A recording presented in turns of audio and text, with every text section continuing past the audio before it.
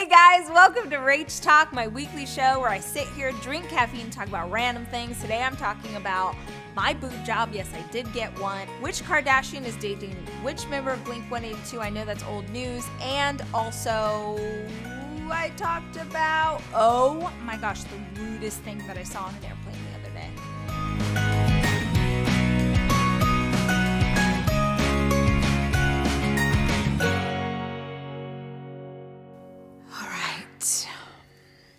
Are we ready? We are. The amount of times in life that I don't know what to wear and just go with a denim on denim. Take a moment to acknowledge my Texas tuxedo or my Canadian tuxedo, depending on where you're coming from. If I had $1 for every time I've done that, I'd have $100. I mean, it's classic. You either love it or you hate it, and I love it. And mostly because I almost said my office. My office is mostly denim, so it makes sense that we should have that be what happens today. Okay, let's talk about this. So I have traveled a lot for work. In my life, I gotten to do speeches all over the world, and that means I've spent a lot of times on flights, and I have noticed something. I never really thought about discussing it openly before, but yesterday when I was flying back from Nashville, I saw something that I was like, oh, this is absolutely the topic that we're bringing to Rach Talk. If you've experienced it, you're going to have an opinion. And if you haven't experienced it, you're going to believe that it's not true. And it is 100% real. What is up with people watching movies on a plane? They bring their iPad, they bring their computer, they've downloaded the movie with vigorous sex scenes on a plane surrounded by other people. First of all, you know how planes, the back of the seat has a movie, and those sometimes have sex scenes in them, but those screens are designed mostly so that if you're sort of looking from over here, you can't necessarily easily see what's happening on that screen. I was on a flight yesterday and the woman in front of me, so it's I'm here, chair, she's here, right? So through the crack of the seat, I can very easily, I don't know what she was watching, but there were people, they were working through it. It was shocking because I was working and I looked up and I was like, I was trying to write the Sunday email to send to Nicole, and I was like, and then what? And it was so graphic. It wasn't smooching. It wasn't a makeout session with clothes on. It was full on, we're going to Pound Town. You're not in a pod. You're not in a bubble. We all see what's on your iPad right now. And also, yes, I know I am a prude on certain levels because, grew up in the church and that's hard to get out of a girl. But for $1,000, more than that, you cannot pay me to watch sex while other people know, what? I would be so freaking embarrassed. I would be fast forwarding. No, she just said, it's happening on Game of Thrones today. Okay, you know what else is rude on a plane, Jack? I mean, we're getting back, now we're mask free out on the planes. We're out in these streets. We're doing what we need to do. Not the same, but equally very frustrating. If you bring smelly food on a plane, you know what? Karma is going to take care of you. I was on a Southwest flight a couple weeks ago. Girlfriend next to me rolls in. Get ready, Jack. Chinese food.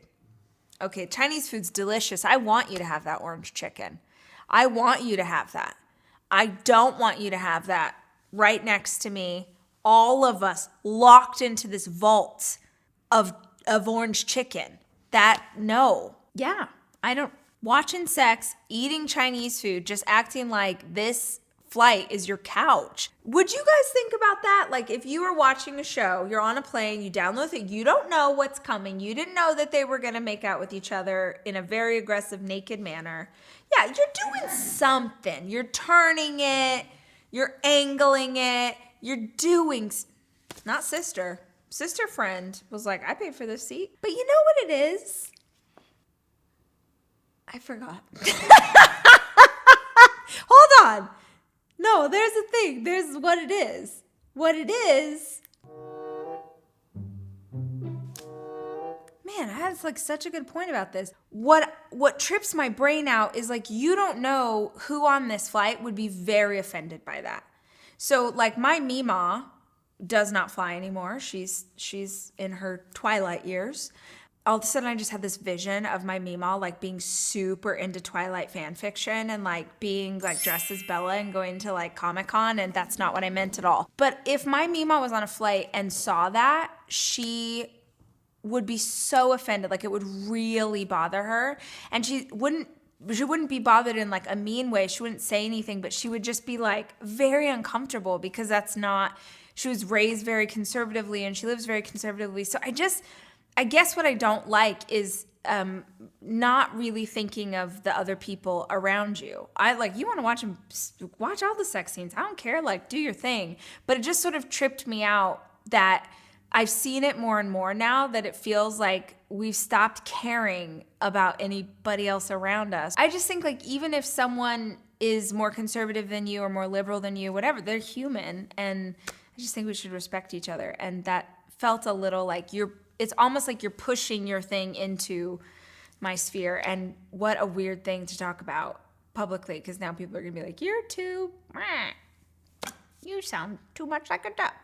I don't do this often. There was a time in my life where I did this pretty often.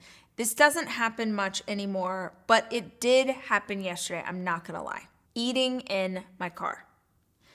All of us, I think, in life experience moments where you are busy, you haven't eaten, you're hungry, you're out on the go, you're doing your thing, whatever you need to eat, you're eating in the car. Typically, like I've run into a place and just grabbed something really quickly, but I don't want to drive and eat it at the same time. So I'll like go park in the parking lot to eat my food. I promise you that if I go park in a parking lot to scarf down food like an animal, like a monster, like I'm just shoveling it in, because at this point it's like 2:30, I'm starving, I haven't eaten lunch, shoveling it in as fast as I can. Within seconds, empty parking lot, you can park anywhere. This car right next to me, we're having lunch together. I was grocery shopping one day, I was at Whole Foods, I was so hungry, so I like went through their salad bar and I was so pumped because I was like having a salad. Just a sea of empty, nope, right next to me. I can't look over there, I don't know what she's doing. She came to the empty lot and parked right next to me, which I only am annoyed by because I'm eating and I'm not eating pretty. What is that? Why do people go next to, it's like, in a bathroom that has like a ton of toilets and there's like, you take one, all the rest are empty. The next person comes in and like what? I was trying to poop over here. I'm already upset because I have to do it in public. I don't need you coming in right next to me. We're not, what? It's got to be a psychological thing. I bet if we Google it, it's a psychological thing that like human nature says like, oh, I want to be where the other person is. I just looked. She's eating too. Maybe she doesn't like to eat alone. Oh, well, I mean, I don't know if you care, but you guys have basically absolutely nailed how to smoke a pork butt. I've been working on this for a couple years now. Just piece by piece, I nailed how to get the bark perfectly. I figured out the right way to wrap it so it would keep its moisture. And last Saturday, for the first time ever, every single part of the pork butt, chef's kiss. Perfect. Like I've always wanted to do the thing where when you go to like, when you put it on the counter because you're going to shred it and it just already falls up. That happened to me, Jack. It was a religious experience. It was almost sexual. It was like if I was on an airplane, this is the thing I wouldn't want someone to see. I was so excited about it and it was so good and such a move, guys. Such a move. And nobody cares and people have stopped watching, but for those 3 of you who are still invested in this conversation, I want to tell you the answer. I want to tell you the key.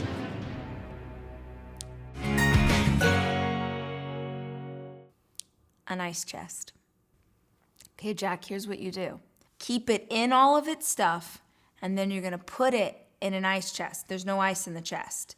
You're allowing it to stay warm, but not continue to cook. It's going to sit in the ice chest for 2 hours, Jack. That is the key.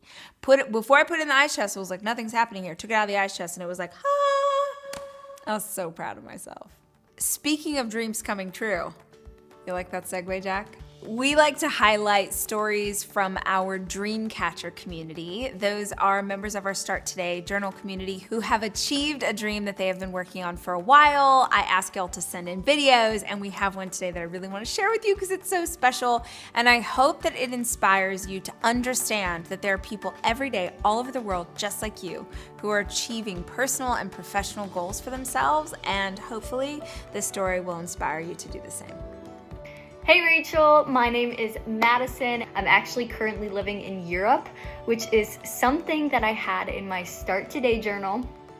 So it's just crazy to see how many things in my Start Today journal I've been able to check off and actually accomplish in my life. Like, I'm literally living my dream, and I'm just so grateful for everything and for you and the content that you produce. And I just wanted to say thank you. Thank you so much, Madison. We love hearing about what you guys are doing. If you guys haven't checked it out before, the Start Today Journal is something that's been around for a while, is really popular within our community, based on a practice that I used to do in my journal. And I always like to say, you do not need to buy one of these. You can do it anywhere on any piece of paper, whatever you've got. You can go listen to episode 72 of the podcast. I walk you through the entire process for free. But if you do want to check out your journal, I will put a link in the description below, and you can join the community and you could be inspired. You could do the whole thing. And yeah, if you have achieved a really cool dream that you want to tell us about,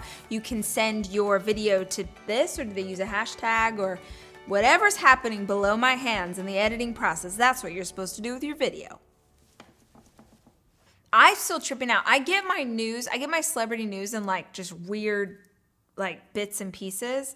Mostly if I open up Instagram on the Explore page, they'll just be like, you care about this. And I'm like, I kind of do, but I don't know who these people are. And I know this is old, but I still, every time I hear about it, I like have to stop and try and understand, is that one of the Kardashian girls is with Travis Barker. That blows my mind. I love this for her. I love that she's like, let's go with a bad boy. Where's Blink 182? Like, let's do it. How are all those tats? Is that fun? Is that fun to make out with? Do you know about Kardashians? Oh, yeah. She just said, oh yeah. Yes, okay. You've like seen all the episodes, you know all the things. You feel good about them together? Yeah. I think great. They're falling in love. What about the other one, Chloe? Mm-hmm. What's she doing? What's she up to? She's single right now. Oh, she's single, ready to mingle. Okay. Didn't she just have plastic surgery of some kind that everyone was talking about? Was that her? She says she's gotten no plastic surgery besides a rhinoplasty. Recently?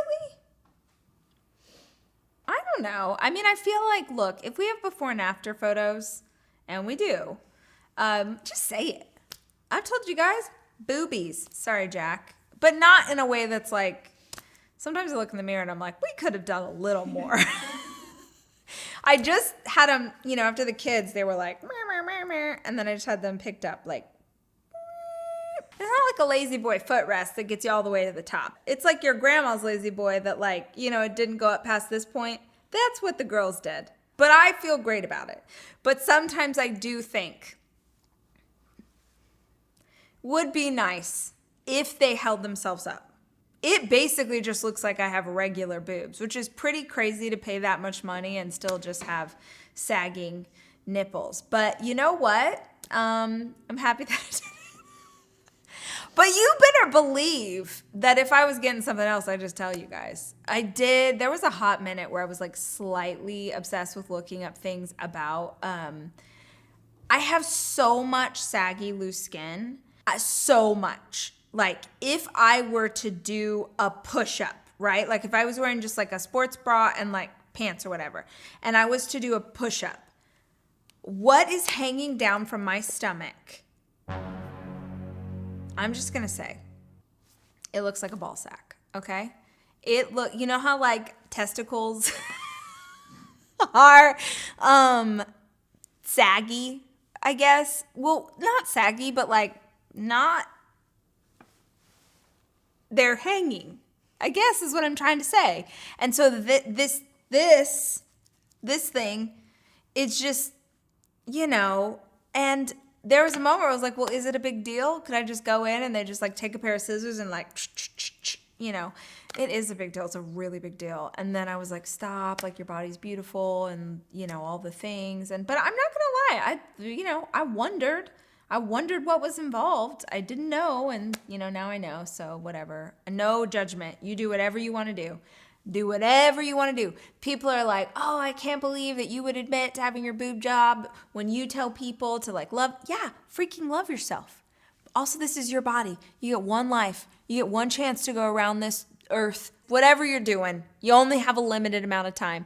And if you feel like, I don't know, having your nose done or whatever would make you feel great and confident and all of those things, and you can afford it, go. I mean, think about that mom in Clueless. Wasn't my mom a Betty?